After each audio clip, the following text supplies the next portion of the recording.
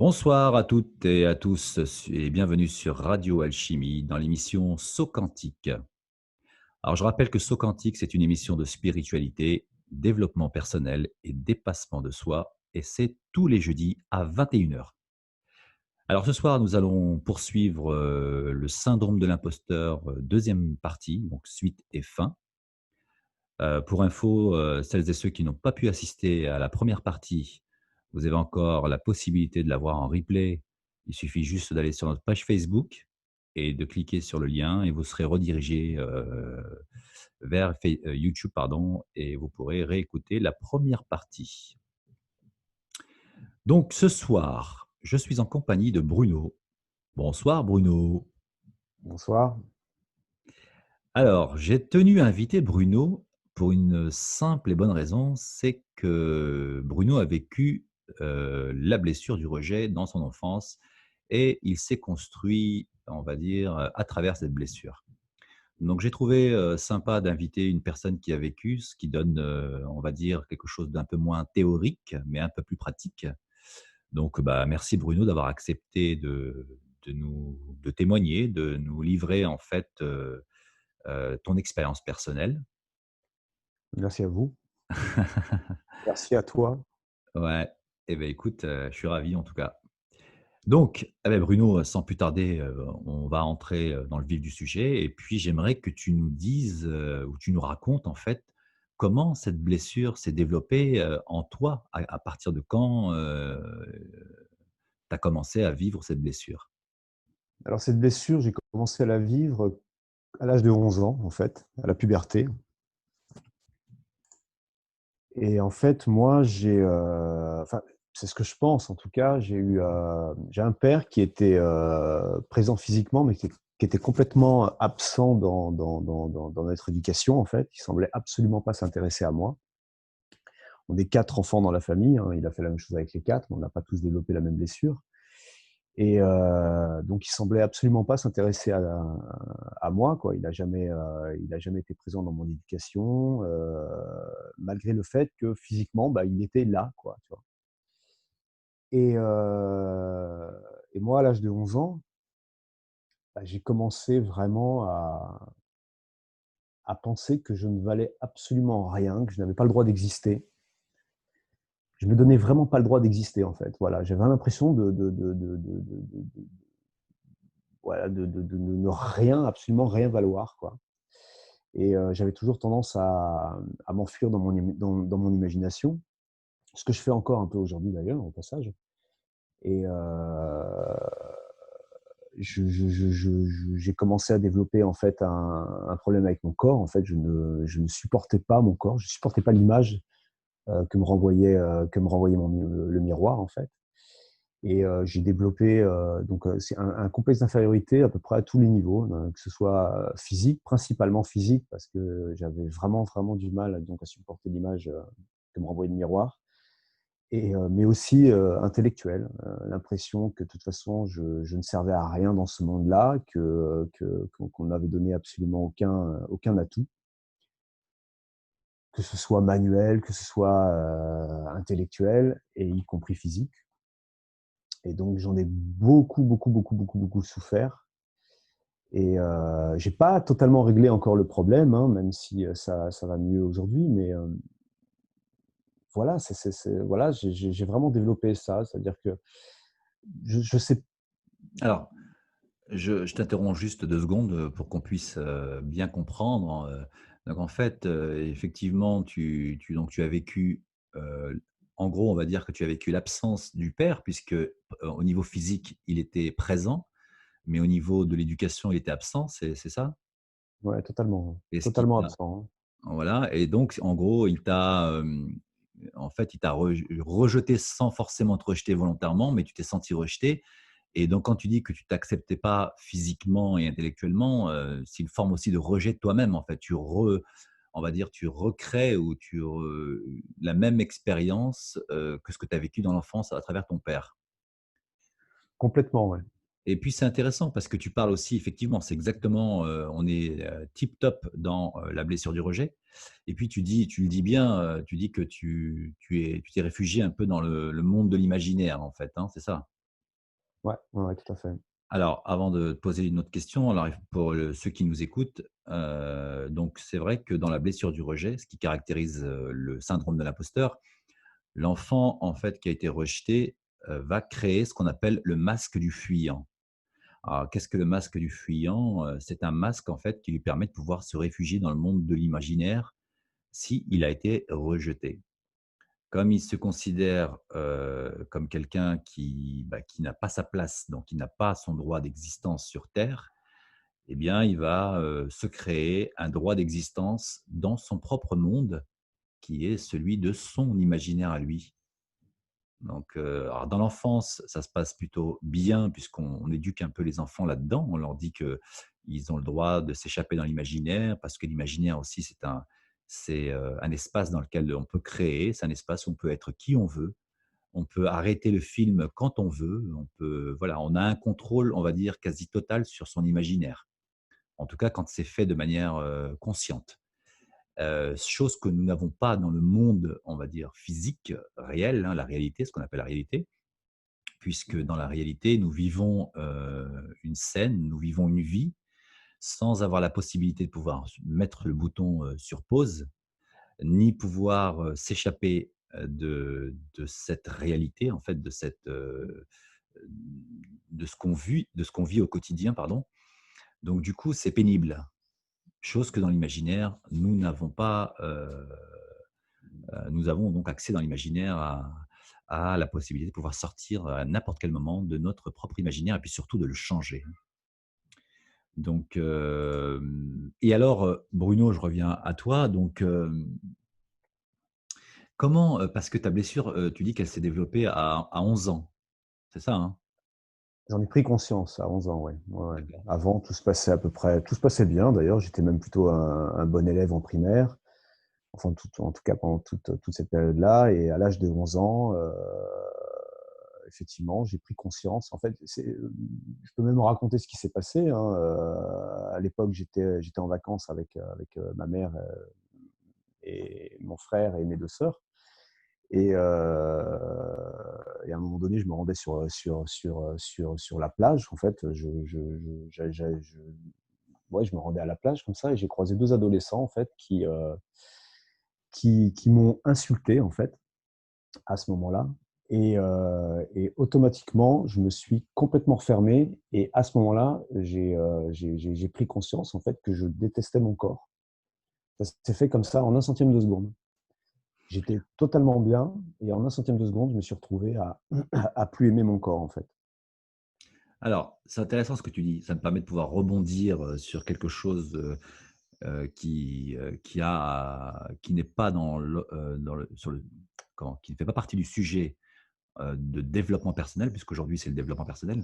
Mais là, on va aller toucher un peu la spiritualité.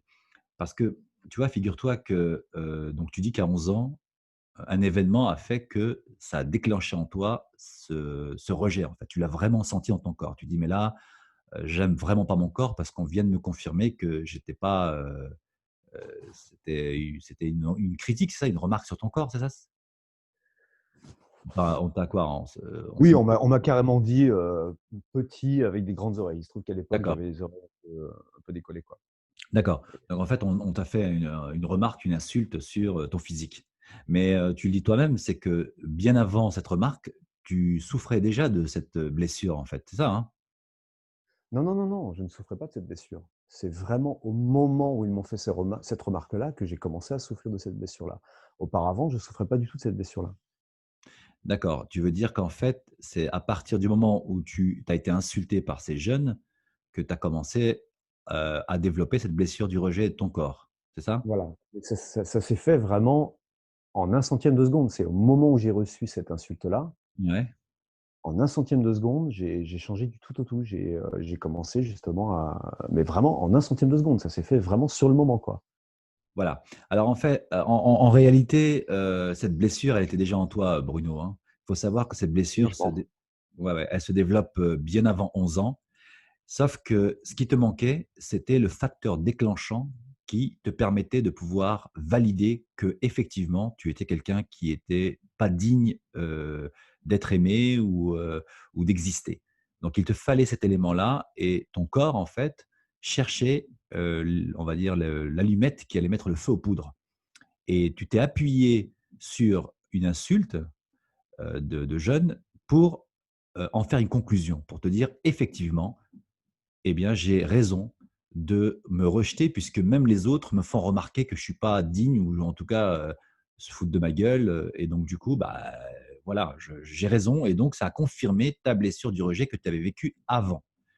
Ce qui nous amène en fait à ce qu'on a vu déjà en première partie, qui est que tout est une question de perception.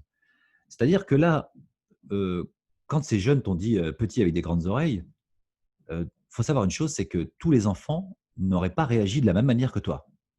Il y a peut-être des enfants qui se seraient bagarrés, ils lui auraient mis un poing dans la gueule. D'autres enfants auraient pu insulter aussi et dire mais toi aussi, t'as vu ta tronche, t'as vu ta gueule, etc. Ils auraient pu se défendre verbalement. D'autres enfants auraient pu dire ouais mais de toute façon c'est des cons. D'autres auraient pu en parler à leurs parents. Toi, tu as choisi de le vivre de manière intérieure en fait. Tu l'as intériorisé et tu l'as gardé en toi. Est-ce que c'est à peu près ça? Ah, ah ouais, complètement. Ouais. J'ai tout intériorisé, ouais. Jusqu'à l'âge de à peu près 18 ans où là j'ai commencé à en parler en fait. Et tu en as parlé à qui alors à 18 ans? Parce que de 11 ans à 18 ans, ça fait 7 ans quand même. Pendant 7 ans, ça n'a pas dû être évident, les 7 années passées, surtout que La c'est. première fois que j'en ai parlé à ma mère en fait. D'accord. Et c'est elle qui a remarqué quelque chose ou c'est plutôt toi spontanément comme ça qui as été vers elle pour Non, lui dire, ben voilà. c'est moi spontanément qui a été vers elle parce que j'avais vraiment besoin de l'exprimer et voilà, d'en parler, mais elle n'avait absolument rien remarqué en fait. Ce qui m'a toujours paru très très étrange parce que franchement, du jour au lendemain, je me baladais, tu vois, par exemple, quand j'étais sur cette plage avant justement l'insulte, bah, je me baladais comme tout enfant normal, quoi, en short, en t-shirt. Et puis après cette insulte, bah, j'ai commencé à mettre un pull en laine en plein été, je ne sais pas si tu imagines balader sur une plage en plein été avec un pull irlandais sur le dos. Et j'ai laissé tomber les shorts aussi d'ailleurs. Et elle n'a jamais rien remarqué en fait. Ça lui a jamais paru bizarre. Donc non, elle l'avait absolument pas remarqué. Mais bon, c'est vrai qu'elle était très, elle avait pas mal de problèmes. Elle était très occupée bah, justement à essayer de régler ces problèmes-là. Je pense que voilà, je lui en veux pas, mais c'est vrai qu'elle l'avait pas remarqué. D'accord, C'est bah, d'ailleurs vas-y, quand vas-y. j'en ai parlé d'ailleurs à l'âge de 18 ans, elle était très surprise Alors, d'apprendre ça. c'est ça. Ça nous amène à la suite. C'est que très souvent, quand on est rejeté par l'un des deux parents ou les deux parents parfois, comme là pour le coup c'est un des deux, c'est ton père, hein, c'est ça. Mmh. Euh, Comme ça que je les le vois pa- en tout cas, ouais. Oui, oui, bah c'est comme ça que tu le vois. En réalité, on n'a pas vraiment besoin de savoir si ça s'est réellement passé comme ça ou pas. Et souvent, on se pose beaucoup trop de questions à se dire: «Mais est-ce que c'est vraiment comme ça que ça s'est passé? Est-ce que j'ai vraiment été rejeté par mon père? Est-ce qu'il m'aimait vraiment?» et cetera. En réalité, c'est pas important de savoir si ce qu'on a vécu était vrai ou faux. Ce qui est important, c'est de savoir comment moi je l'ai vécu. On revient encore à la même question, c'est la question de perception. Une autre personne aurait pu dire: «Mais non», et souvent, quand on fait le bilan avec ses parents à l'âge adulte, ceux qui arrivent à le faire, parce que tout le monde ne le fait pas évidemment, mais ceux qui osent, bah, comme toi d'en parler à ta mère, mais il y a d'autres personnes qui font, le bilan. Moi personnellement, je parle de mon cas, moi quand j'avais 20 ans, j'ai fait le bilan avec mon père et ma mère en leur disant tout ce que j'avais gardé en moi dans l'enfance et quand j'ai vu leur visage, ils étaient, scotchés. C'est-à-dire qu'ils découvraient une histoire qu'ils n'avaient absolument pas vue alors, mais pourtant moi je l'avais vécu et en tout cas je l'avais vécu d'une manière. Eux l'avaient vu autrement. Donc ça nous amène donc à la suite de ce syndrome, c'est que quand on vit quelque chose de blessant ou de traumatisant, comme une blessure du rejet ou d'abandon qu'on va voir tout à l'heure, premièrement, éviter de se juger, de se dire: «Mais non, mes parents m'ont aimé, mais pourquoi je pense ça? J'aurais pas dû faire ci». Non, je l'ai vécu comme ça, peu importe si c'était vrai ou pas, je l'ai vécu comme ça et je me suis construit comme ça. Donc il y a une notion là-dedans de pardon, déjà commencer par se pardonner à soi-même, pardonner de s'être fait vivre cette blessure et d'avoir grandi avec cette blessure-là. Ça, c'est un point important. Puis ensuite, faire ce qu'on a vu la semaine dernière, du recadrage. Heu, Ces enfants, par exemple, si je prends ton cas, ces enfants qui t'ont insulté, certainement qu'ils n'avaient pas conscience de ce qu'ils étaient en train de faire, de l'impact que ça pouvait avoir sur ta vie, future, en fait. Tu vois ce que je veux dire? C'est-à-dire qu'un enfant, quand il insulte, il se rend pas compte, il est cru. Un enfant, c'est direct, il dit des choses, il se rend pas compte, il est totalement inconscient du mal qu'il peut faire, subir à quelqu'un d'autre. C'est exactement la même chose aussi pour ton père. Il était présent physiquement, mais il était absent, au niveau d'éducation, au niveau de peut-être de sa présence, en tant que père. Mais je pense que si on creuse dans son histoire, lui-même aussi a dû vivre une blessure de l'abandon ou une blessure du rejet. Donc, ce qu'il t'a donné en fait, comme éducation, c'est simplement ce qu'il pouvait te donner. Au stade où il était, il ne pouvait pas donner plus. Alors bien sûr, l'enfant ne comprend pas ça. L'enfant, pour lui, ses parents, bah, ils doivent lui donner ce qu'ils ont à lui donner. Une présence, c'est le minimum. Mais faut pas oublier qu'un adulte n'est pas tout puissant. Surtout à l'époque où on vit, actuellement, ou même depuis les 30 dernières années ou les 50 dernières années, la vie n'est pas aussi facile, il faut travailler, il faut lutter, il faut se battre, et donc tout ça, sans compter les problèmes que pouvait vivre ton père, ses problèmes personnels, ses problèmes existentiels, ses problèmes aussi, dus à son enfance, et donc il doit en plus gérer les problèmes de ses enfants. Alors je suis pas en train de le de lui trouver des prétextes ou des excuses, hein, c'est pas ça. L'idée, c'est encore une fois de prendre conscience que oui, j'ai vécu ça, oui, j'ai été abandonné ou rejeté, mais je l'ai été, certainement par une personne qui l'a été. Donc ça nous amène à une dimension de compassion un peu et de pardon surtout, hein, parce que le pardon libère, hein. Contrairement à ce qu'on peut croire, le pardon n'est pas on n'excuse pas une personne en lui pardonnant, hein. Des personnes qui viennent me voir en séance me disent, «Oui, mais moi je ne peux pas pardonner à mon père ou à ma mère ou à mon oncle pour ce qu'il m'a fait, j'ai pas envie qu'il s'en sorte trop facilement». Oui, mais là, c'est absolument pas ça le pardon. Le pardon, c'est pas excuser une personne du comportement qu'elle a pu avoir ou des actes qu'elle a pu commettre, pardon. C'est, pardonner, pour retrouver son plein pouvoir. Pardonner pour se libérer, en fait, hein. C'est couper les chaînes qui nous entravent encore à cette personne-là, hein. C'est une libération, le pardon. C'est pas, une tentative, d'excuser une personne. Là, tu parlais du pardon et moi, j'ai fait justement cette partie du travail-là. J'ai dessiné à un moment donné, c'était, je sais pas quel âge j'avais exactement, mais j'avais déjà plus de 30 ans, facilement 35 ans, quoi. Quand j'ai commencé à me dire: «Bon, il faut absolument que je pardonne à mon père», enfin, parce que voilà, je m'aperçois que je peux plus vivre avec ces émotions-là, quoi. Donc j'ai entamé un travail de pardon qui a duré à peu près 3 ans et d'ailleurs, c'est marrant parce que la petite anecdote, c'est que pendant 3 ans, en fait, j'ai entamé un travail de pardon par la visualisation, en fait. En gros, j'imaginais mon père et je m'imaginais en train de lui dire: «Je t'aime», et au départ, évidemment, ce que je ressentais, c'était absolument pas d'amour. Enfin, je ressentais de la colère, je ressentais tout ça, quoi. Mais j'ai persévéré, persévéré, persévéré et au bout d'un moment, j'ai senti effectivement que c'était passé, que j'avais pardonné, et à ce moment-là, d'ailleurs, une semaine après, c'était marrant parce que j'avais aucun contact avec mon père. Mon père, ça faisait, des années que je l'avais pas vu. En fait, je le contactais pas et j'ai reçu un coup de fil, j'étais chez moi, c'était un dimanche, je me rappelle très bien, et il m'a appelé. Mon père m'a appelé. Alors, on est 4 enfants, il a jamais appelé personne.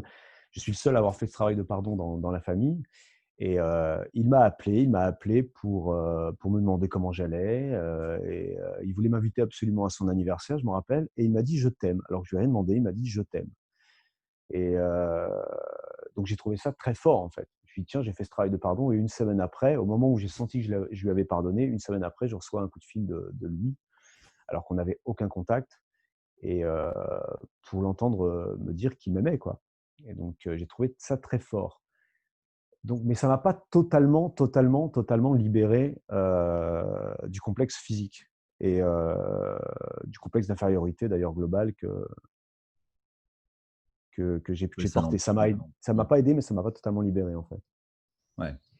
Donc c'est vrai, là, tu expliques bien le pardon, qu'est-ce que le pardon, hein? Le pardon, d'un point de vue, pour ceux qui connaissent un peu le monde de l'énergie, hein, nous, êtres humains, nous sommes faits, d'énergie, hein. Nous sommes un corps qui est fait, que d'énergie, et donc bah, nous vibrons à certaines fréquences. Un peu comme, une guitare, par exemple, si on prend une guitare, et des cordes, en fait, c'est quelque chose de tangible, c'est quelque chose c'est un matériel, c'est quelque chose qu'on peut toucher. Mais une guitare, posée sur une chaise n'apporte rien finalement, n'est pas intéressante. C'est à partir du moment où on commence à faire bouger ces cordes, les vibrations qu'émettent les cordes d'une guitare créent une mélodie, et cette mélodie nous crée, une émotion, ou en tout cas nous ouvre un champ qu'on peut appeler le champ quantique, le monde de l'imaginaire, le monde de l'inconscient, et donc quand nous sommes dans une souffrance, quelle qu'elle soit, aujourd'hui on parle du syndrome de l'imposteur, on parle de la blessure du rejet, et tu en parles très bien Bruno, donc nous sommes cristallisés. Nous avons cristallisé en nous cette blessure, cette information de l'enfance, et donc cette énergie est bloquée. On n'arrive plus à vibrer. On peut plus émettre d'amour, on peut plus recevoir d'amour. On est dans un état, rigide en fait. Nous sommes, voilà, très, très, fixes en fait, j'ai envie de dire, et à partir du moment où on pardonne, c'est comme si on se remet, à jouer de l'instrument. Alors, en l'occurrence, l'instrument, la métaphore de l'instrument, c'est le corps. Le corps se remet à vibrer à nouveau. Et quand on vibre à nouveau, eh bien, ces vibrations créent indirectement d'autres vibrations chez la personne, sans qu'elle le sache. Et c'est pour ça qu'il t'a dit je t'aime, parce que tu t'es remis à vibrer naturellement et normalement. Et donc, il a ressenti sans le savoir cette vibration. Donc, le travail que tu as fait de pardon, bah, automatiquement, il s'est soldé par ton père qui t'appelle et qui te dit je t'aime, je t'aime. Donc, on est typiquement là-dedans, hein. Ouais, je suis d'accord avec ça, mais comment tu peux expliquer que malgré le fait que j'ai fait ce travail de pardon, certes, quelque chose s'est passé, je me suis senti quand même mieux, mais ça ne m'a pas vraiment totalement guéri de cette blessure de rejet, et notamment parce qu'en fait, moi, la blessure de rejet, je l'ai toujours vécue par rapport au regard des autres. Tu vois, j'avais toujours peur du regard des autres, peur de ce que les autres me trouvent moche, con, enfin, ouais, tu vois, incompétent, etc., quoi. Comment tu peux expliquer le fait que après avoir fait ce travail de pardon, qui était plutôt quand même une réussite, parce que c'est un vrai miracle, hein, que mon père, parce que bon, les gens ne connaissent pas mon père, mais que mon père m'appelle pour me dire je t'aime, c'était un véritable miracle. Il m'a jamais dit je t'aime pendant toute mon enfance, y compris d'ailleurs à aucun de ses enfants d'ailleurs. Comment tu peux expliquer que je m'en suis pas libéré totalement? Alors, en fait, le travail que tu as fait seulement une partie du travail. Tu as fait la partie, qui était la souffrance que tu avais avec ton père. En réalité, tu as, coupé, le facteur déclenchant. Ce qui a déclenché cette blessure du rejet, et donc du rejet de ton corps, c'était ton père. Donc tu lui as pardonné, tu as certainement, tu me corriges si je me trompe, mais tu lui as peut-être aussi tu le vois différemment peut-être depuis qu'il t'a dit ça? Ou tu continues quand même à le voir, comme avant? Non, non, je le vois différemment, ouais. Je Voilà, le vois différemment. Disons que je suis voilà, donc apaisé quand je pense à lui, si voilà, tu vois, si je ferme les yeux et que je lui dis: «Je t'aime», je me sens complètement apaisé, en fait. voilà, J'ai plus de colère. donc en gros, on va dire, tu as guéri cette blessure, entre toi et ton père. Mais l'autre partie du travail que tu as à faire, c'est de guérir cette blessure, vis-à-vis de toi-même et vis-à-vis des autres. D'accord? Comment guérir cette blessure, du rejet? Alors, ça va être très facile ce que je vais dire, très facile à comprendre, mais pas si facile à faire. C'est te confronter en fait à au regard de l'autre. C'est-à-dire C'est-à-dire? que comment? C'est-à-dire? Alors, c'est-à-dire que en ayant pardonné à ton père, donc tu as libéré cette charge, de souffrance, mais tu restes quand même dans le doute de savoir si, heu, tu peux être accepté par l'autre ou pas. Et comme tu n'as pas envie de revivre encore une fois cette blessure en t'exposant à l'autre, eh bien tu préfères garder cette croyance en toi pour éviter de souffrir à nouveau. Donc ce qui serait intéressant de faire comme travail, c'est de t'exposer, c'est d'oser t'exposer. Si par exemple, alors je ne sais pas, est-ce que tu peux me dire qu'est-ce qui te bloque ou qu'est-ce qui t'empêche de pouvoir, t'accepter? Dans quel, univers, dans quelle partie de ta vie? Est-ce que c'est ton physique? Est-ce que c'est ta façon de penser? Est-ce que c'est ta manière de parler? Est-ce que c'est comment elle s'exprime cette blessure vis-à-vis de l'autre aujourd'hui? Oui, bah, en 90, on va dire, c'est le physique. Ce que j'entends par le physique, parce que moi, ce que j'ai compris par rapport à ces blessures de rejet, c'est que, si tu veux, quand je me regarde dans un miroir, j'ai tendance encore un petit peu à rejeter, le reflet que peut me renvoyer le miroir, quoi, tu vois? C'est-à-dire la forme de mon corps. En gros, tu vois, la blessure de rejet, moi, je suis quelqu'un, par exemple, qui suis maigre, tu vois? Et j'ai toujours eu l'impression que j'étais pas un homme parce que justement, j'avais pas la carrure de ce que dans mon mode de perception à moi, ce que devrait être un homme, en fait.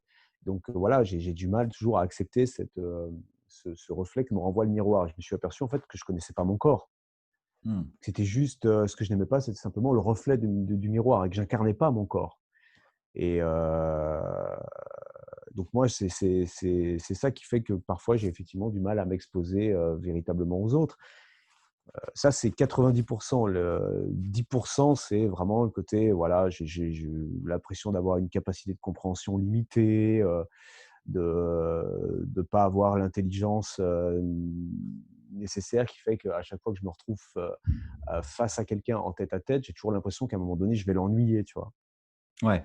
Alors, pour, répondre à ta question, 90, donc c'est le physique, et tu l'exemple que tu donnes, tu dis, «Je n'aime pas l'image que le miroir me renvoie». Tu vois? Tu dis Voilà. quelque chose d'intéressant. Sans le savoir, tu as mis le doigt le nœud du problème. Tu as Ouais, dit et que l'im juste, je voudrais rajouter un truc parce que ouais, bien sûr. comme j'aime pas l'image que le miroir me renvoie, j'ai l'impression que justement, si j'arrivais à changer la physionomie de mon corps, tu vois? Mmh. Et ben, là, on m'aimerait et là, on me considérerait. Là, on pourrait me remarquer, en fait. C'est ça. Mais que lorsque j'aurais changé la physionomie de mon corps. Tu vois? Donc, je me retrouve face quand même à un problème, un petit peu délicat, quoi. Ouais. Parce que c'est hop, Alors, oui, tu pourrais changer. Alors je parle là, je vais parler en général pour les personnes qui s'identifient à ça. Tu n'es pas le seul. Il y a beaucoup de personnes, qui n'aiment pas leur corps. C'est pour ça qu'il existe des salles de sport, c'est pour ça qu'il existe des régimes, amincissants, et surtout, c'est pour ça qu'il existe des chirurgiens esthétiques.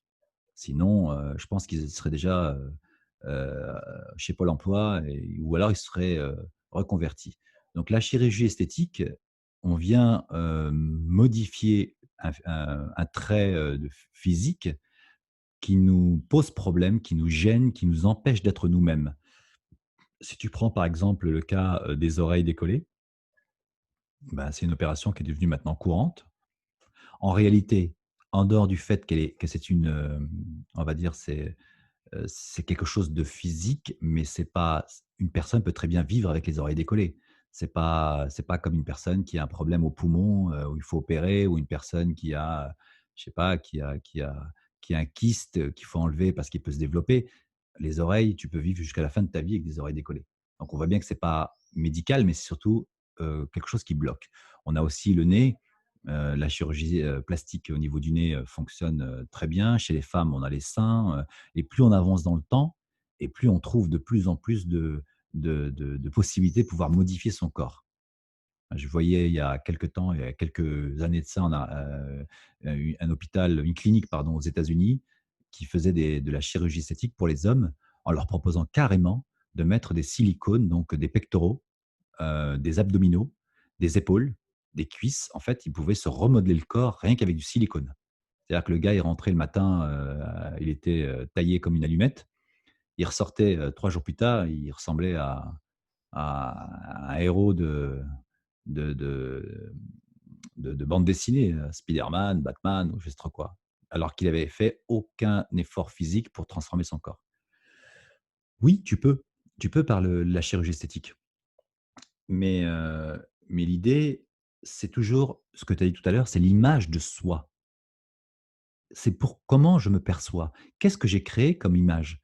Il y a un médecin, justement un chirurgien, esthétique qui s'appelait parce qu'il est mort, hein, il s'appelle Maltz Maxwell, qui, heu, qui dans les années 50 a écrit un bouquin, qui s'appelle «L'image de soi», qui s'est rendu compte qu'en fait, en opérant une personne on va dire, d'un trait physique qui était déplaisant ou, une tare comme elle le vit comme la personne le vivait, automatiquement, le lendemain, elle regagnait 70 à 80 de confiance en elle. Donc en 2 jours, elle passait de 1 de confiance à 70, juste parce qu'ils avaient, changé quelque chose en elle. Donc c'était en réalité, c'était l'image que la personne voyait, dans le miroir. Et cette image, alors évidemment, on peut changer le physique, mais on sait qu'après un certain temps, quand on a changé, son nez, et ben, on va voir que ses oreilles ne vont pas. Donc on va essayer de changer les oreilles. Ah ben voilà, je me sens mieux, je vais essayer de changer mes cheveux, je vais essayer de changer mes fesses. Et puis ça peut aller, on peut aller très, très loin comme ça dans la chirurgie esthétique, hein, et c'est un puissant fond, hein. Par contre, changer l'image de soi, c'est changer la perception que nous avons, nous, de nous-mêmes. Tu vois? C'est, comment je me perçois, parce que la manière dont je me perçois moi, c'est pas forcément la manière dont les autres me perçoivent. Je pense que la tu est-ce que les gens aujourd'hui, à l'âge adulte, est-ce que les gens te disent que tu es pas intéressant?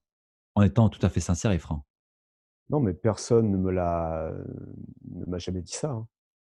Et pourtant tu y Même crois, hein? physiquement, même physiquement, en tout cas quand je suis devenu à l'âge de 18 ans ou 20 ans, on ne comprenait pas pourquoi je me trouvais moche, quoi, par exemple, tu vois? Donc donc c'est une image que tu t'es créée en réalité, tu t'es forgé une image de quelqu'un qui n'était pas physiquement attirant et en plus de ça, qui pouvait pas se retrouver en tête à tête avec une personne parce qu'il était inintéressant.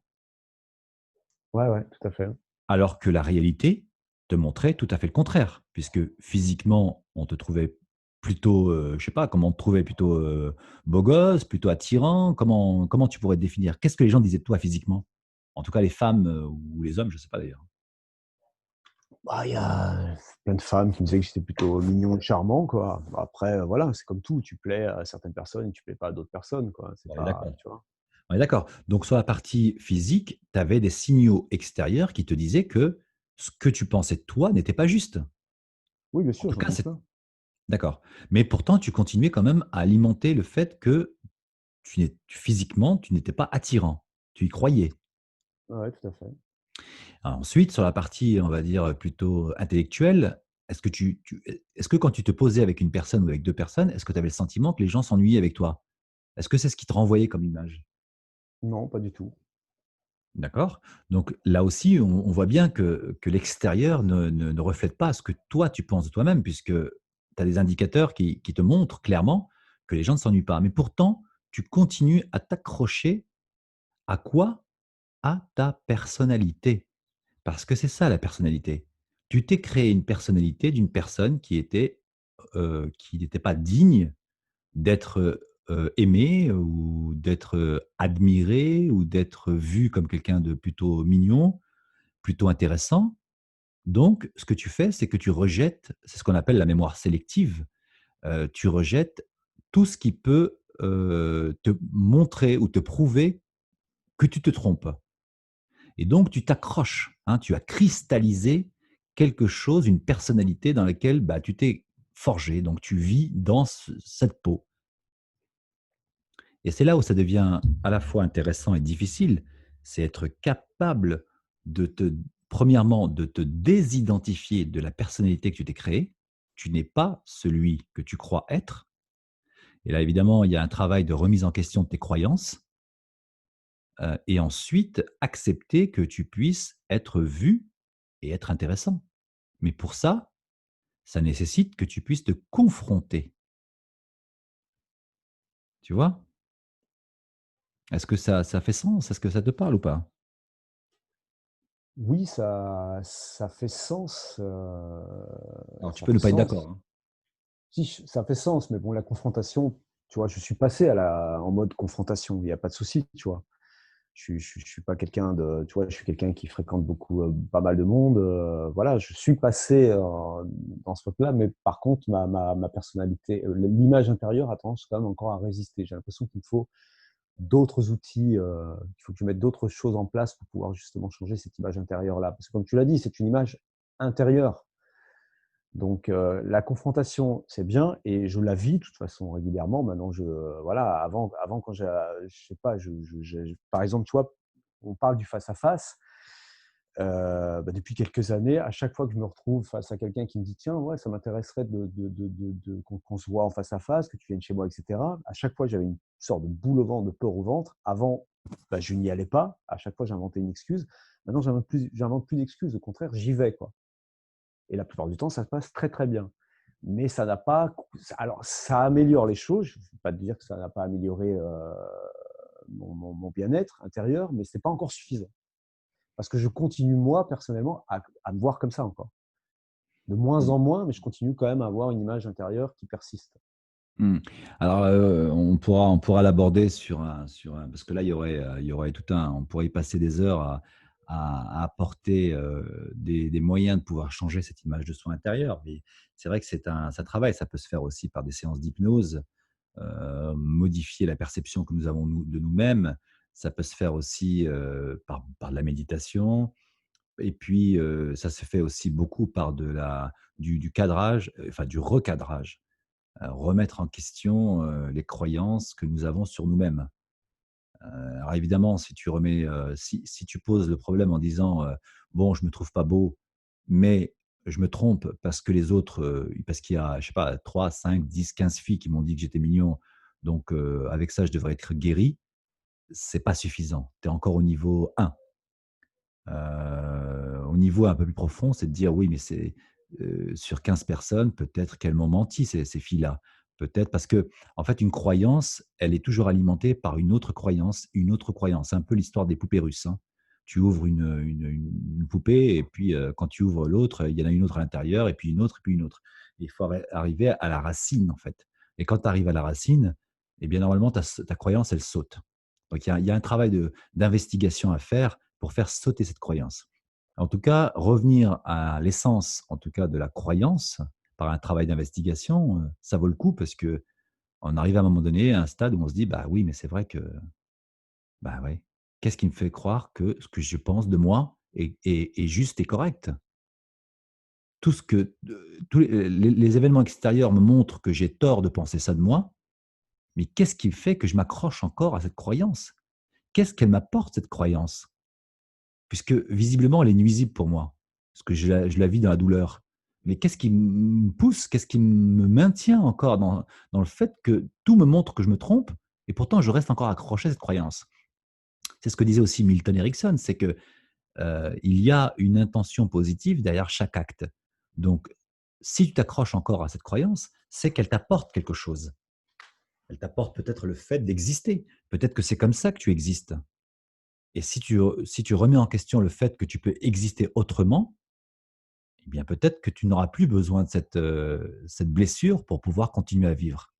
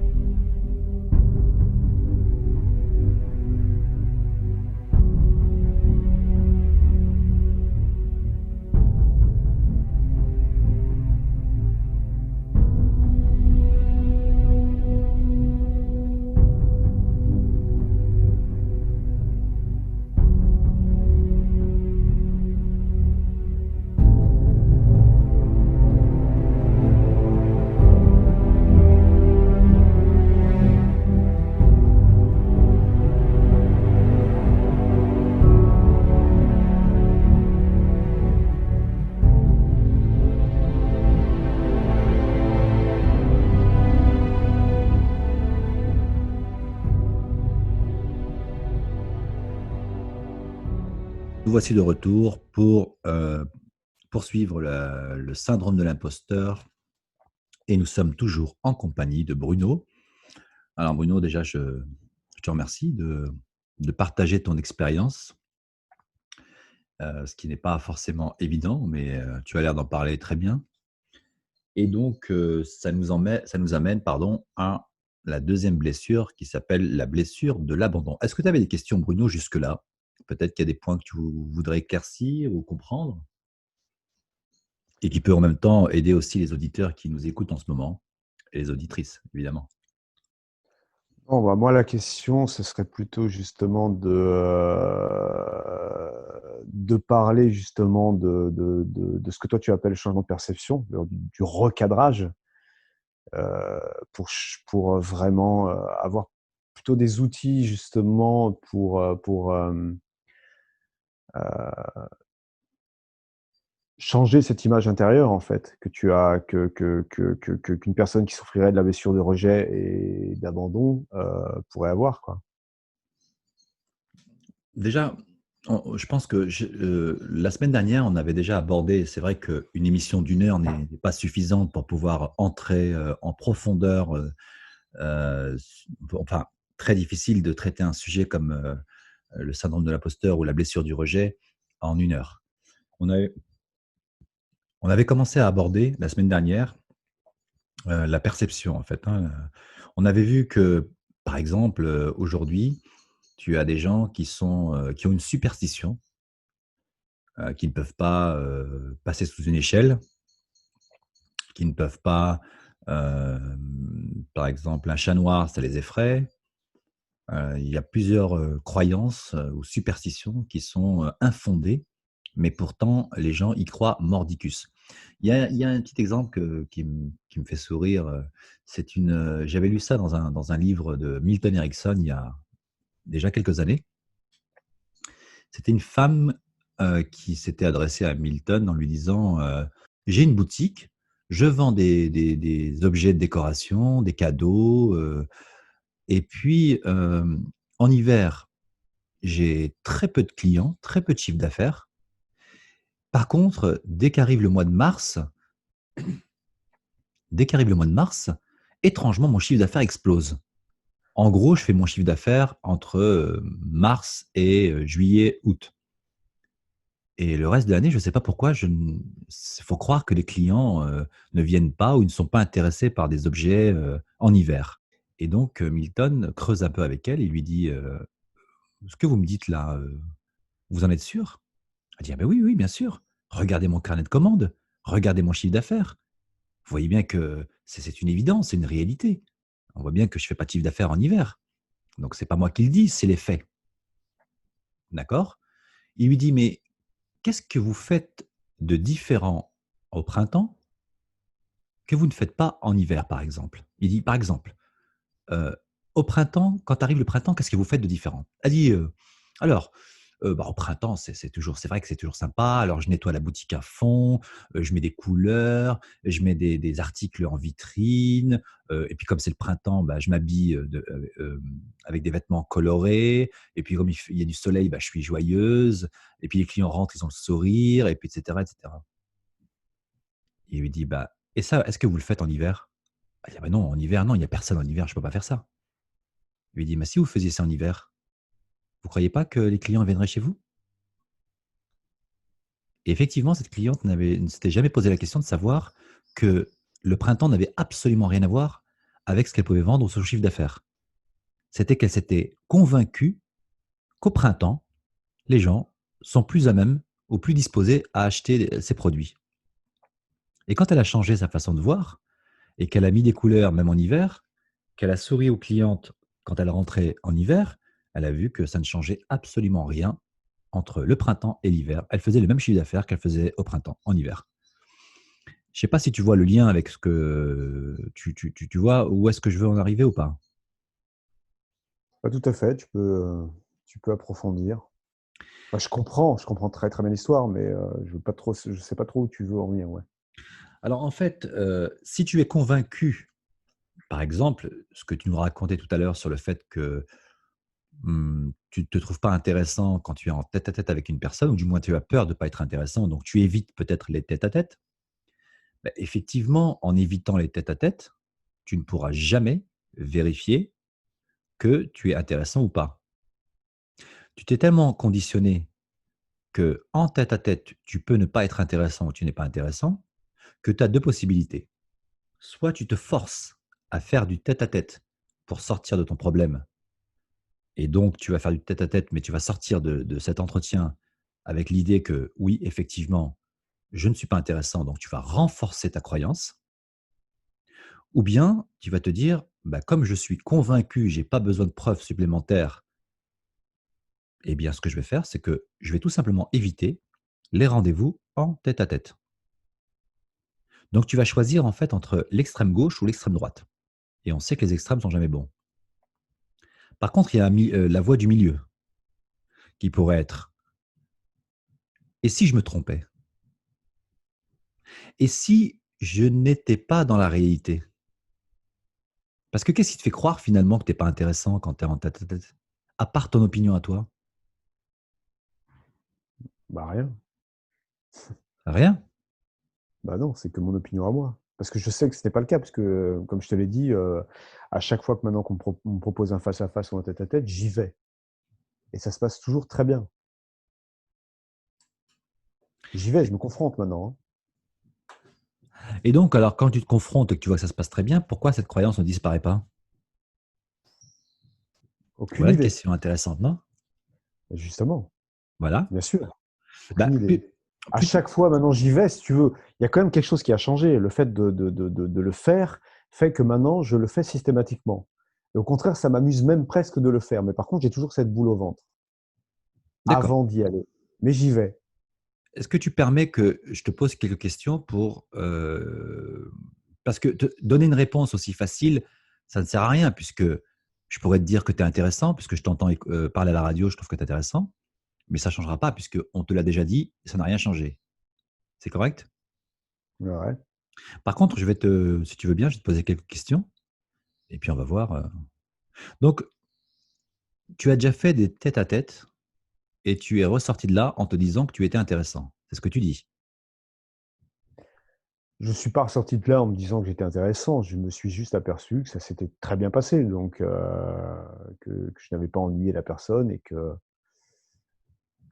ça s'était très, très bien passé. Donc je me suis pas ensuite dit: «Ah bah voilà, ça s'est bien passé parce que je suis intéressant». Je me suis pas répété cette phrase-là. Ouais, c'est d'ailleurs, c'est intéressant ce que tu dis parce que c'est vrai que je suis pas sorti de là en me disant: «Ah bah tiens, en fait, si, je suis intéressant, quoi». Je me suis pas consciemment, délibérément dit ça, mais j'ai vu simplement que ça s'était bien passé. D'accord. Quand tu dis: «Ça s'était bien passé», moi j'entends, alors tu me rectifies si je me trompe, moi j'entends que ça aurait pu être pire. C'est-à-dire que j'ai limité les dégâts. Non, c'est pas dans ce sens-là, c'est dans le sens où ça s'est vraiment bien passé. D'accord? Mais pourtant tu n'avais pas conscience que tu pouvais être intéressant.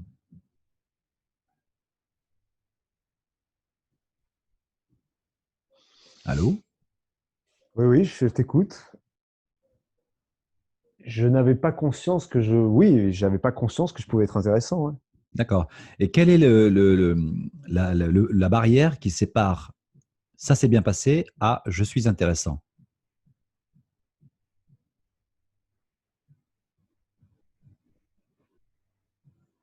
Bah, c'est peut-être justement ce que tu viens de dire, c'est peut-être,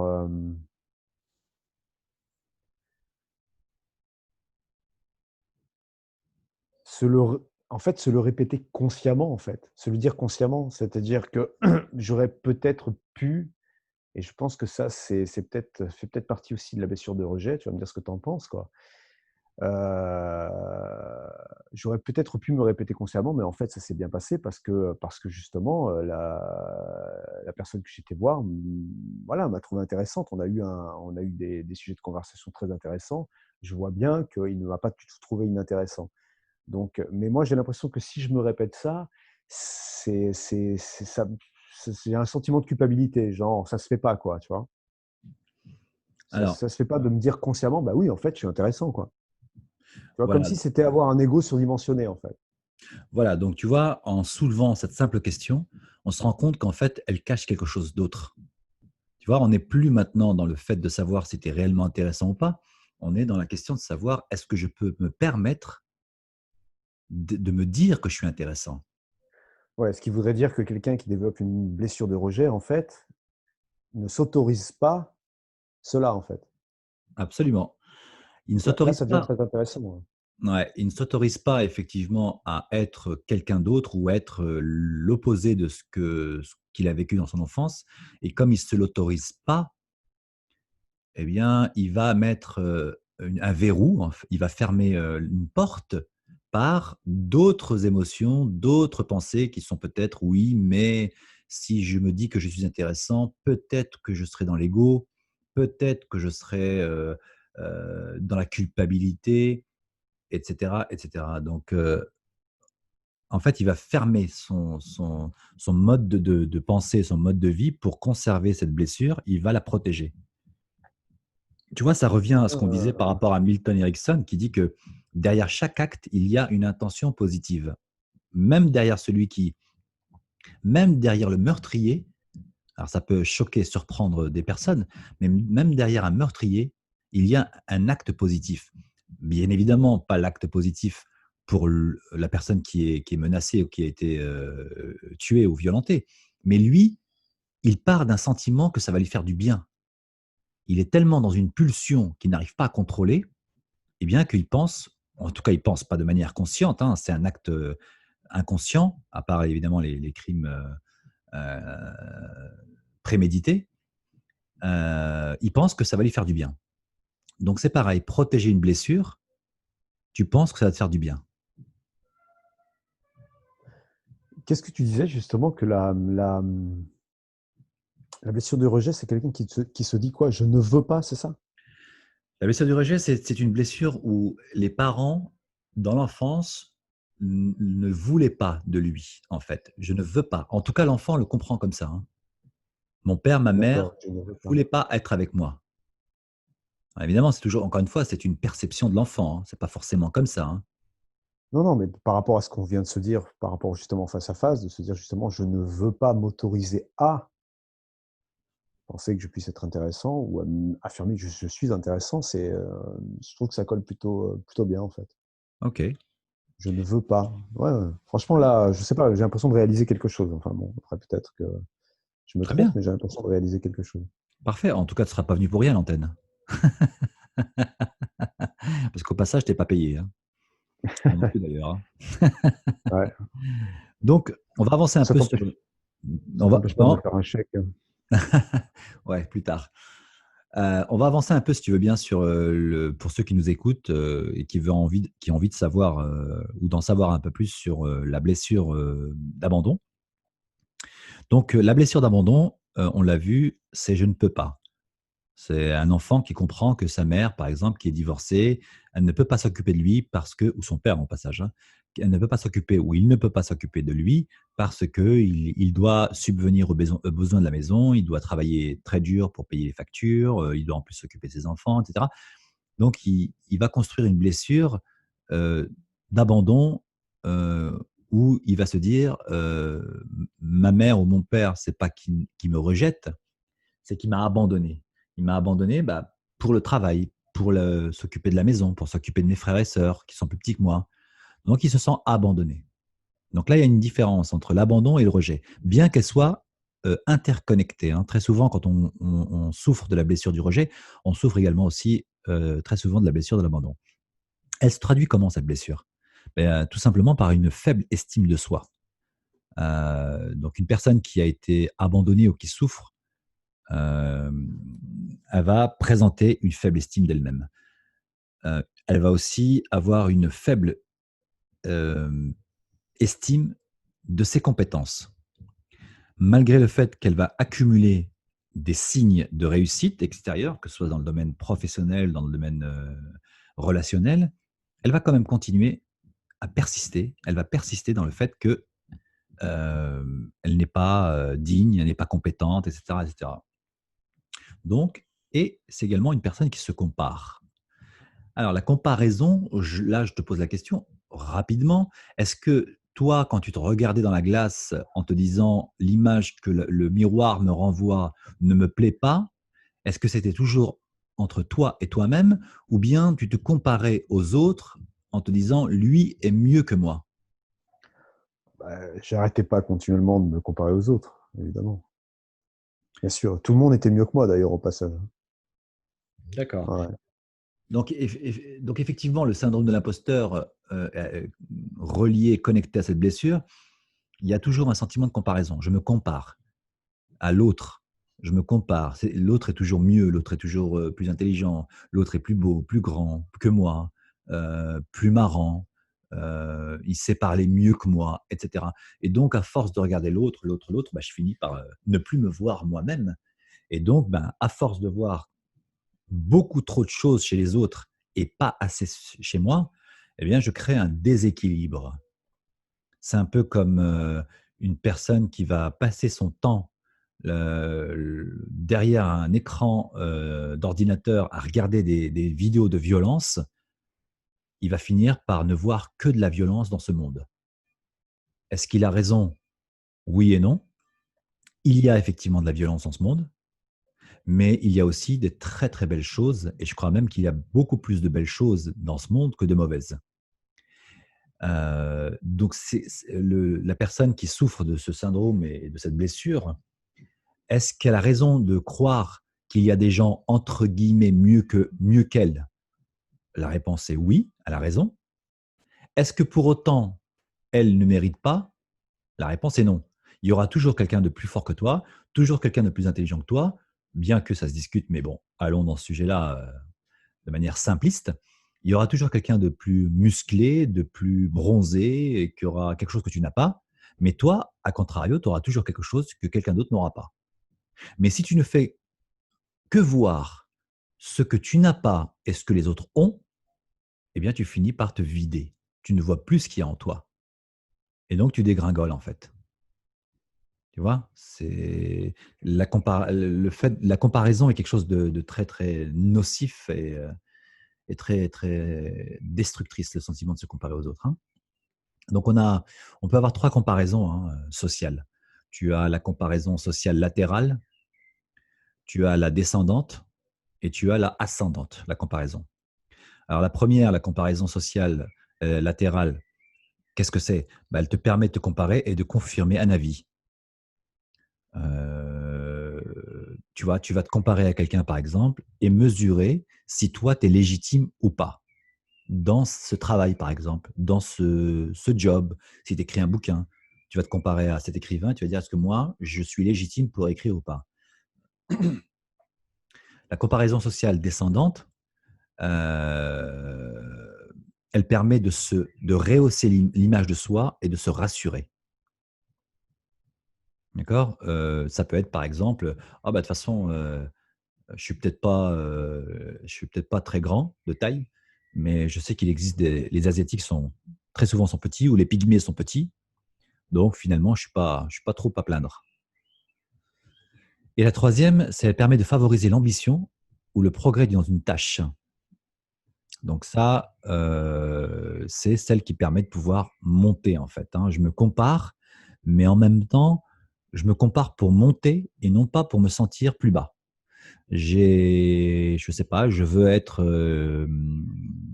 qu'est-ce que je pourrais dire? Manager, je voudrais être, éducateur sportif, je voudrais être coach sportif ou je ne sais trop quoi. Eh bien, je sais qu'il existe des gens qui sont très bons dans leur domaine. Eh bien, je vais m'appuyer sur ça pour pouvoir, en fait, me servir de ça pour monter encore plus haut. Je serai mieux ou plus compétent. Ouais, en résumé, tu as des comparaisons qui sont constructives et d'autres qui ne le sont pas, quoi, en fait. Voilà, on peut dire ça comme ça, mais encore une fois, tout ça, ce ne sont que des perceptions. En réalité, j'ai envie de dire que ces 3 comparaisons, elles existent, donc on en parle. Mais on pourrait se dire qu'il n'y a aucune comparaison à faire, aucune, absolument aucune. Parce que, d'abord parce que nous sommes tous différents. Il n'existe pas aujourd'hui 2 empreintes digitales similaires. Il n'y en a pas. Malgré que nous sommes des milliards sur terre, il n'y en a pas. Donc ça prouve bien que chaque personne est différente. Ensuite, parce que se comparer, ça n'a absolument aucun sens, parce que on se compare à qui et à quoi? On se compare à une norme sociétale. On a classé la réussite, par exemple, en Occident, on classe la réussite comme étant le succès, c'est j'ai réussi ma vie professionnelle, j'ai réussi ma vie familiale, mes enfants sont bien éduqués, j'ai réussi, je sais pas, à courir le marathon en 3 heures, alors que voilà. Donc, on est dans le succès. J'ai réussi parce que j'ai une belle maison, parce que j'ai une voiture, parce que j'ai 200 000 ou 1 million d'euros sur un compte. Bref, on considère que le succès, c'est ça. Et ben, par exemple, dans les traditions orientales, dans le bouddhisme, par exemple, le succès n'a absolument pas la même définition. On parle dans l'Orient, on parle du succès comme étant quelque chose de l'ordre du flow, hein. En anglais, le flow, c'est ce qui coule, hein, ce qui est évident. Une personne qui est dans le succès, c'est une personne qui suit le mouvement de la vie. C'est-à-dire qu'elle peut avoir effectivement une belle maison, elle peut avoir des enfants bien éduqués, elle peut avoir de l'argent. C'est pas le souci, ça. Le souci, c'est comment la personne les a gagnés. Parce que si, dans le premier cas du modèle occidental, qu'est-ce que la personne a sacrifié de sa personne, de son temps? Est-ce que, par exemple, le fait d'avoir une belle maison, le fait d'avoir une grosse bagnole, le fait d'avoir beaucoup d'argent sur le compte, au détriment de quoi? Peut-être que la personne n'a pas consacré suffisamment de temps pour voir ses enfants grandir, par exemple. Peut-être qu'il a fait un burn-out, 2 burn-out. Peut-être qu'il a sacrifié une partie de son accomplissement personnel qu'il a mis de côté pour gagner cet argent et arriver à ça. Donc, dans la tradition orientale, la lutte n'est pas le mot d'ordre. Le succès, c'est que les choses se font de manière simple et fluide. C'est ça le succès, en fait. À partir du moment où je commence à lutter pour obtenir quelque chose, je ne suis pas dans le flot de la vie. Tu vois? Ouais, ouais. Et attention, je fais le parallèle avec quelque chose. Ne pas lutter ne signifie pas se mettre en état de léthargie. C'est pas je rentre chez moi, je ne fais plus rien et puis j'attends que les choses arrivent à moi pour me bouger. Non, là, ça c'est totalement l'inverse. C'est faire une chose et ne pas attendre un résultat. Je fais cette chose parce que je sens que c'est bon pour moi. Je sens que c'est bon pour les autres. Je sens que ça me fait grandir. Elle me met en joie. Quand je me lève le matin, je fais une chose, ben, elle me met en joie. Bon, même si je suis pas tous les matins en allant au boulot, je vais pas être dans l'extase, mais j'ai forcément des raisons qui font que je suis heureux d'aller dans ce boulot-là. Et puis je fais de mon mieux. Si aujourd'hui j'ai pas réussi ce que je devais faire au niveau du management ou au niveau du commercial, au niveau des ressources humaines, je ne sais trop quoi, dans quel domaine les gens évoluent, ben c'est pas grave. Demain sera autre chose. Donc la comparaison, on devrait même effacer ce mot parce que ça n'a absolument aucun intérêt. Et d'ailleurs, c'est la diversité qui fait que les choses avancent bien dans la vie. Donc la conclusion sur cette partie-là, c'est que le modèle interne qui est instable, hein, une personne qui est dans ses blessures, elle a forcément un modèle qui est instable et qui l'amène systématiquement à un jugement d'infériorité. Comment? En s'identifiant à une source de comparaison sociale. Souvent, c'est descendante, hein, et en se différenciant d'une source ascendante qui lui paraît inaccessible. Je ne sais pas si je me suis bien exprimé. Si, si, parfaitement. C'est pour Voilà. ça que j'ai pas de questions pour l'instant. Ok, parfait. Voilà, donc alors, ce qui découle de tout ça, en fait, c'est que il va y avoir des symptômes qui sont physiques, dans un premier temps, de l'inquiétude, du doute et de l'anxiété, pardon. Ça, c'est la partie physique. Donc, de là va naître un sentiment et une peur de l'échec ou du succès, hein. C'est les deux faces d'une seule et même pièce, hein. On peut avoir peur du succès en reproduisant des modèles d'échecs, juste parce qu'on a peur d'être en haut de l'échelle, en haut de la pyramide. Et puis avoir peur de l'échec aussi, c'est de se retrouver en bas. Et c'est ce qui crée des comportements de perfectionniste, ce qui amène aussi la procrastination, qui est un moyen d'éviter d'être confronté à l'échec ou à la réussite. Donc on l'a vu, hein, quand on est face à ces choses-là, ben, on a deux possibilités, c'est la procrastination. Après, très souvent, les gens qui procrastinent sont des gens qui vont, par exemple, ils ont un compte rendu à rendre pour je sais pas, pour le 12 juin. Donc, elles vont rien faire pendant 10 jours. Et puis, le 10 juin, 2 jours avant la deadline, et ben, ils vont se mettre à travailler frénétiquement, à fond, à fond, à fond, à fond, avec le stress. Et puis, il y a aussi l'autre partie qui est la surpréparation des gens qui ont peur aussi, ce qu'on appelle en anglais. Alors, la procrastination, c'est pour ceux qui veulent connaître le mot en anglais, c'est le underdoing. Et la surpréparation, c'est le overdoing. Overdoing, bah, c'est que j'en fais trop. Je surprépare. J'ai un examen, pas dire, j'ai un compte rendu pour le 12 décembre 2020. Bah, je vais commencer là, à le préparer, encore et encore, encore, pour être sûr d'arriver à être au top, quoi. Mais ce qu'il faut savoir, c'est que durant ce temps-là, qu'est-ce que je vis comme stress? Voilà. Alors, évidemment, les gens qui souffrent de cette blessure enfin, ce que tu as vécu toi, hein, le rejet ou l'abandon, c'est des personnes qui vivent dans une insatisfaction chronique. Elles sont centrées exclusivement sur la moindre erreur, avec une attention qui est extrêmement développée aux détails. C'est-à-dire qu'en fait, ils vont faire attention qu'à ce qui ne va pas. Et puis ils sont très forts, hein. Ces personnes-là sont très fortes. Parce qu'elles vont, par exemple, tu parlais tout à l'heure de l'échange en tête-à-tête avec une personne. Par exemple, tu vas avoir un rendez-vous avec une personne pour un échange, pour un moment de détente au café. Tu vas parler avec cette personne 100% du temps, c'est pas, par exemple 2 heures. Si tu es intéressant pendant 1h50 ou 1h56 et que pendant 4 minutes, tu as dit quelque chose qui a semblé être ennuyant pour la personne qui t'a écouté, eh bien, tu vas te focaliser sur les 4 minutes plutôt que sur les 1h56 où tu as été bon, où tu as été intéressant, on va dire. Bon, ça ne veut rien dire, mais intéressant. C'est incroyable quand même. Et c'est ce que tu vas garder en mémoire. Ça va, ça fait sens? Ouais, ouais, tout à fait. Donc, on voit bien qu'il y a une distorsion cognitive. On n'a pas, on se dit pas, bah non, mais bon, bah 4 minutes, voilà, je peux pas être intéressant. Alors, j'exagère, bien évidemment, 1h56, c'est juste un exemple caricatural pour expliquer que on peut avoir même parlé pendant 1h58, et puis, bah, les 2 dernières minutes, et puis on va garder ça. D'accord? Alors qu'on devrait regarder de l'autre côté, et voir là où on a été intéressant. Et puis surtout, suite à cela, tu vas te dire: «Oui, mais même si tu ne trouves pas de moment inintéressant dans ton échange, tu vas développer une autre pensée qui va être: "Oui, mais j'aurais pu faire mieux. Finalement, j'aurais pu dire ça. Je sais pas pourquoi j'ai dit ça. J'aurais pu dire ça, c'est beaucoup plus intéressant que ce que j'ai dit"». Donc dans les 2 cas, en fait, tu es perdant. On n'est plus dans la formule win-win, on est dans le lose-lose. Quoi que tu fasses, tu es perdant. Parce que tu alimentes en fait la croyance que tu ne vaux rien ou que tu n'es pas intéressant. Alors, tu en as parlé tout à l'heure aussi, très souvent dans ces blessures, on retrouve une personnalité introvertie.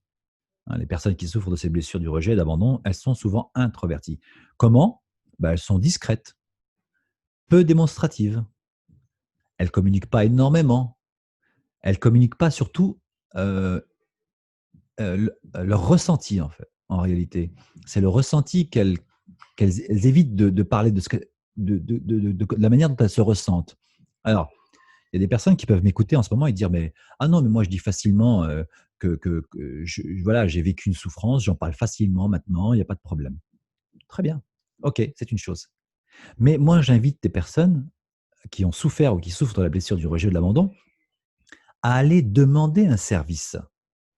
Aller voir une personne, l'appeler, lui dire: «Écoute, j'ai besoin de ton aide samedi prochain, pour, faire de la peinture chez moi ou alors pour me déposer, dans un magasin parce que je dois acheter des meubles et j'ai pas de véhicule, j'ai pas de». Bah, là, bizarrement, ces personnes-là, non, elles demandent pas. Pourquoi? Parce qu'elles ont peur du non. Donc s'exprimer sur quelque chose, oui, c'est possible. Demander quelque chose en disant que tu as besoin de l'aide de quelqu'un, très souvent les personnes ne le font pas. Et puis, si elles le font, parce qu'elles doivent le faire, automatiquement, elles se blâment. Pourquoi je l'ai fait? Quelles seront les conséquences suite à cela? Alors, on va parler un peu de la peur de l'échec, qui est aussi un des syndromes de l'imposteur. Ceux qui souffrent du syndrome, pour éviter de se retrouver dans la partie échec, elles vont s'imaginer dans des activités où de faibles niveaux de performance sont attendus.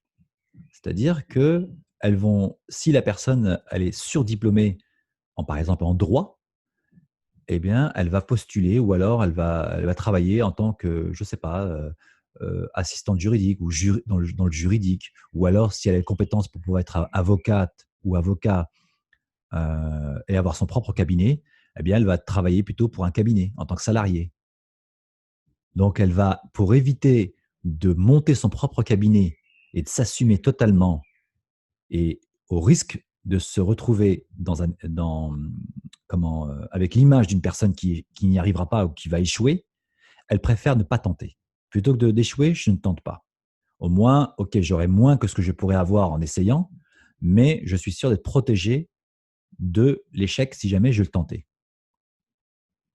Donc souvent, elles réalisent des tâches bien en dessous de leur réel potentiel. On retrouve souvent ce cas, par exemple, des personnes, on leur dit, mais je ne comprends pas, tu as tout pour réussir, tu sais parler, tu es intelligent, intelligente, tu as plein de compétences, mais pourquoi tu travailles encore dans ce boulot? Pourquoi tu fais encore ce boulot? Pourquoi tu ne fais pas plus? Pourquoi tu ne fais pas ça?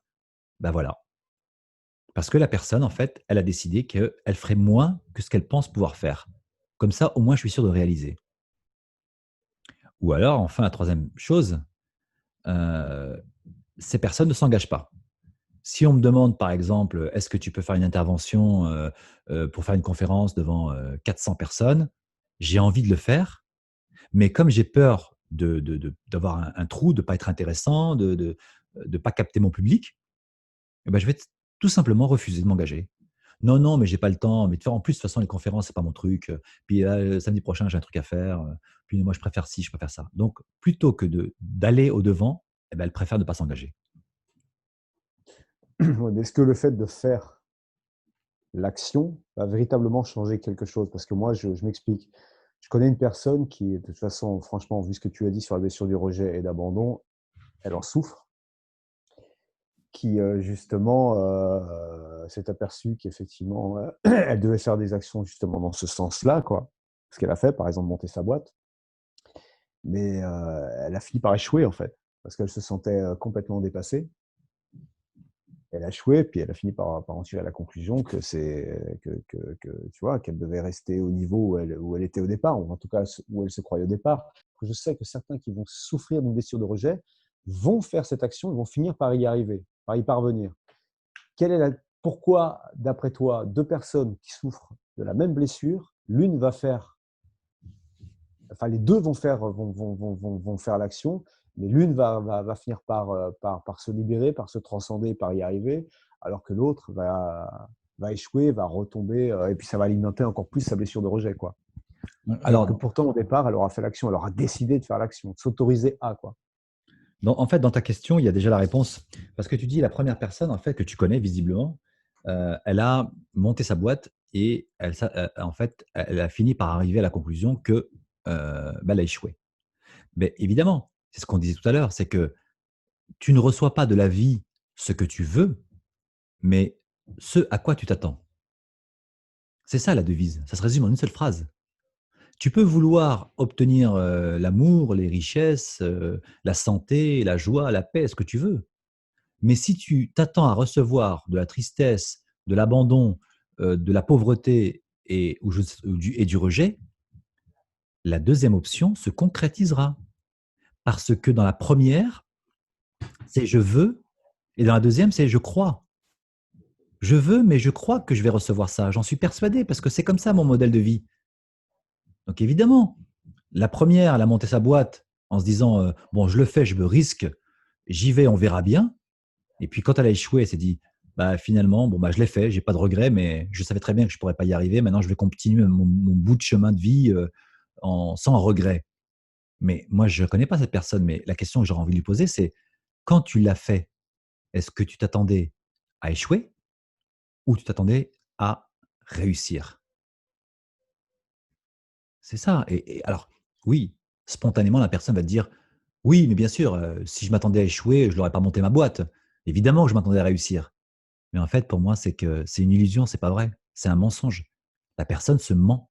Elle se ment, elle, à elle-même. C'est pas vrai. Quand on s'attend à recevoir quelque chose, on reçoit cette chose. Moi, je ne crois pas qu'on puisse ne pas recevoir. Donc voilà, la différence est juste là.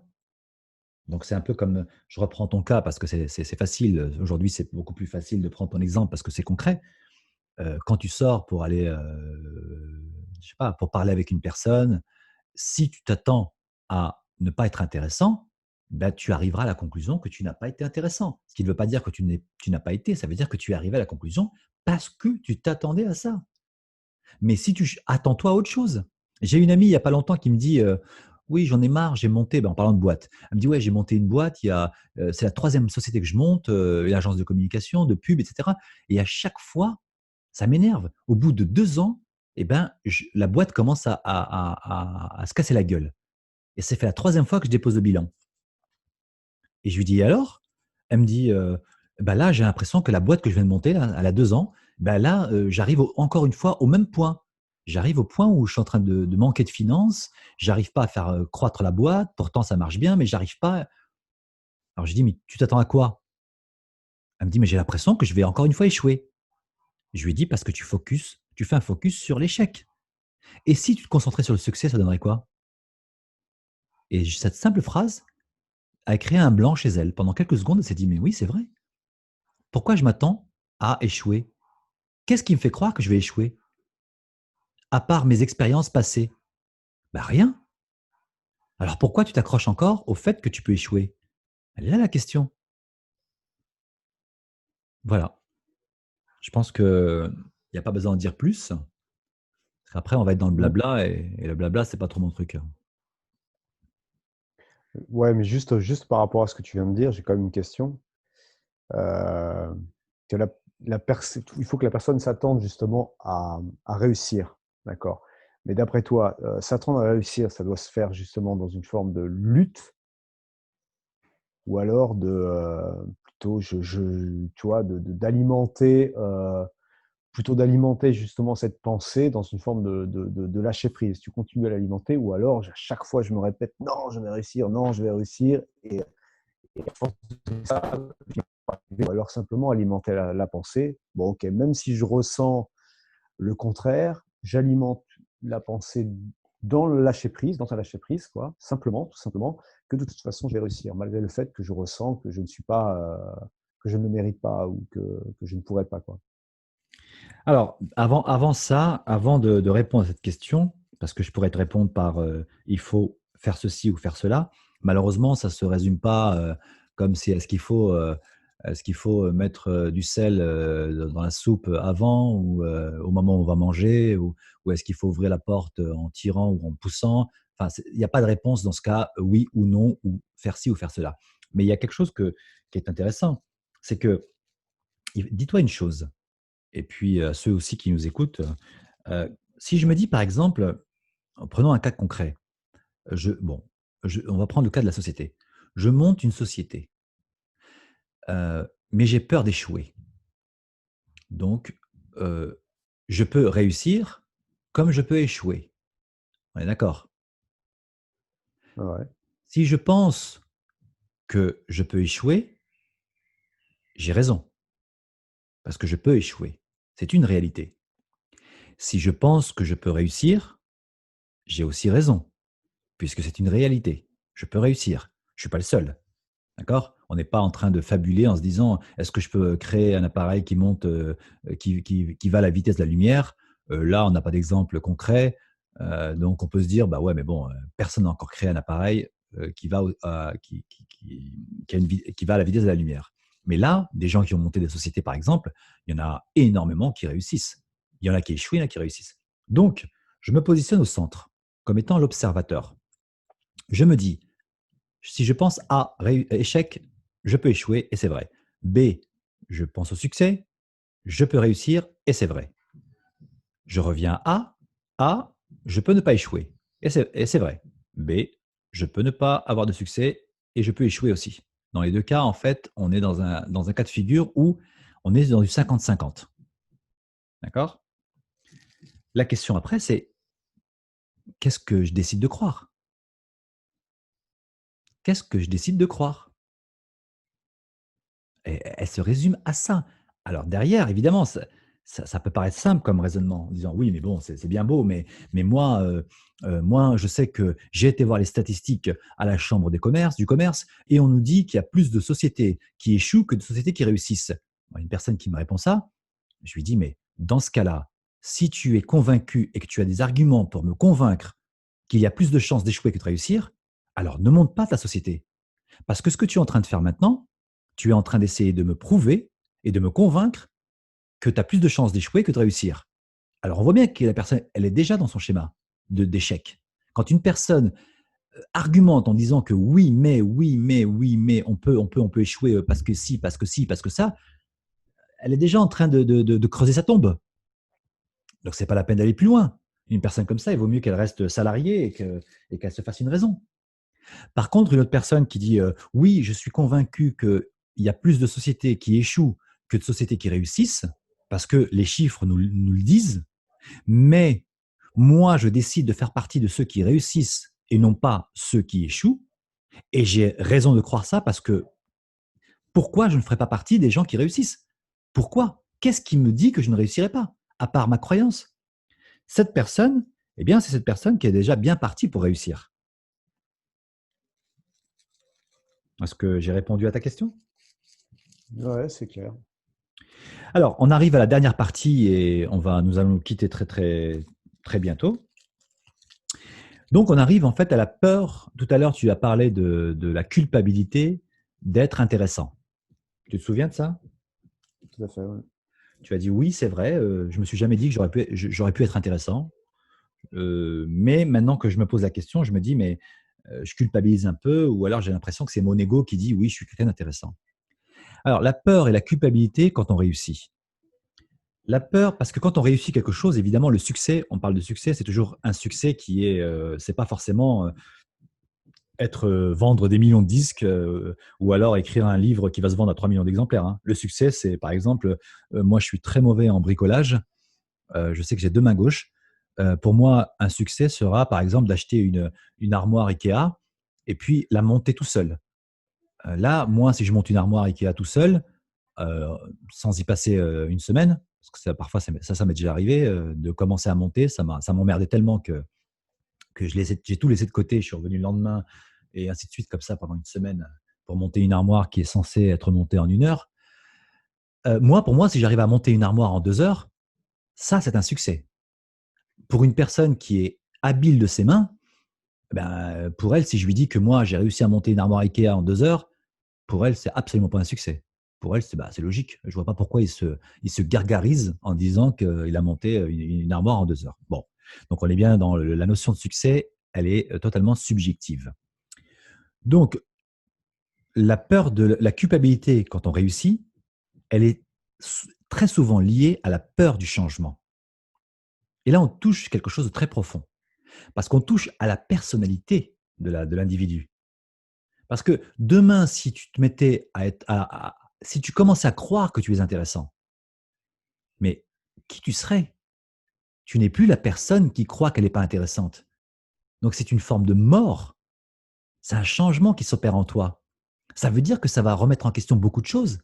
Ça va peut-être remettre en question tes relations. Ça va peut-être remettre en question ton système de pensée. Ça va peut-être mettre en question ta manière de te voir. Peut-être que tu n'auras plus envie d'habiter là où tu habites. Peut-être que tu habites dans un 60 mètres carrés actuellement, et peut-être que si tu te trouvais intéressant, tu aurais envie de vivre dans un 100 mètres carrés. Peut-être que maintenant tu es célibataire, ou je ne sais pas si tu es avec quelqu'un en ce moment, mais peut-être que si tu es célibataire, peut-être que tu auras envie de t'engager parce que tu sais que tu es intéressant, donc tu reprends de la confiance. Et peut-être que ça te fait peur, l'engagement. Donc tout ça, il ne faut pas négliger le fait qu'un simple détail comme celui-ci, qui est la culpabilité quand on réussit quelque chose, parfois comment dirais-je, il est soutenu, il est plombé par des peurs qui sont beaucoup plus grandes. Et notamment, une des peurs la plus grande, c'est celle du changement. On a aussi une autre peur, c'est la peur d'être différent des autres. Pour l'instant, ça me va bien, je suis comme ça, tout le monde me connaît comme ça, il y a pas de problème, mais demain, si je changeais, eh bien, comment je serais perçu? Est-ce que je serais toujours perçu de la même manière? Peut-être que oui, peut-être que non.